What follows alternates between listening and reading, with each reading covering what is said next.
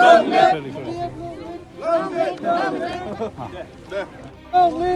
live! Hampasar Zindabad! Hampasar Zindabad! Hampasar long live! फैगौ MP बिसायख'थिखौ लानानै बिपिएफनि सुबुं सांग्रांथि हाबाफारि चिरां जिल्लानि 2 नं गरसिंपारा गामियाव सुबुं सांग्रांथि हाबाफारि खुंदों बिपिएफ दोलोआ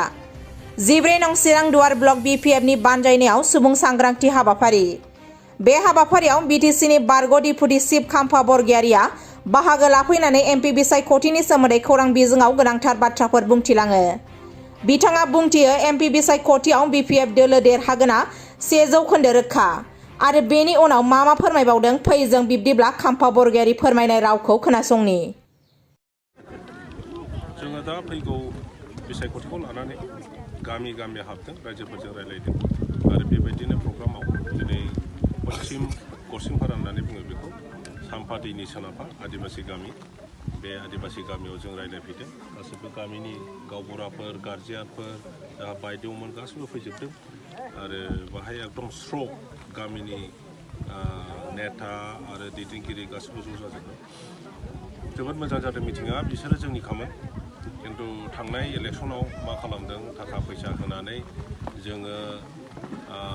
खाम्फाया खालि हाखौ मा होनो बेखौ जिपिएसल'सो खालामदों जोंनि गभर्नमेन्ट फैब्लानो 15 दिननि गेजेरावनो जों नोंसोरनो हाखौ होगोन आरो बायदिसिना होगोन सेल्फ हेल्प ग्रुपफोरनो रे होगोन होननानै गोबां बार बुंफैबाय थानायखाय बिथांमोनहा बिपिएफखौ नागारनानै इउपिपिएल थांदोंमोन खिन्थु दिनै 3 बोसोराव बिथांमोननि जायगायाव गामियाव इउपिपिएलनि नेताफ्रा रावबो हाबफैयाखै होननानै दा बुंदों आरो गावसोर थाब्लाबो गावसोरखौ खेराया जेबो खामानि मोनाखै आरो सेल्फ हेल्प ग्रुपफ्राबो जेबो मोनाखै बे कमप्लेनखौ बिथांमोना खालायदों दा जों फैनायाव बिथांमोना बेखौनो बुंदों जे जों बिपिएफ खामोन आरो एबार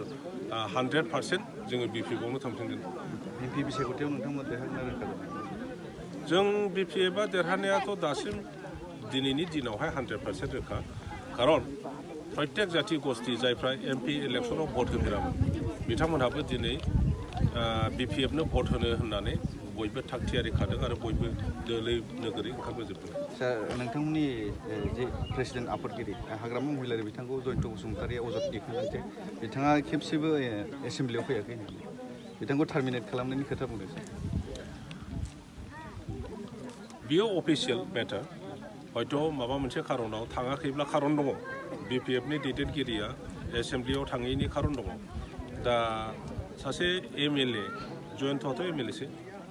एमएलएआ जोंनि एसेम्ब्लिनि बेफारखौ मानो बुंदों आं बुजियाखै बियो पियरलि राजनैतिक नोजोरजों बुंदों जुदि एसेम्ब्लियाव बाखि फैयैनि सायाव अफिसियेल माबा मोनसे रुल दङब्ला एक्सन लानायनि मालाय एसेम्ब्लिनि सेक्रेटारि बा स्पिकार बिथांमोनासो बुंगोन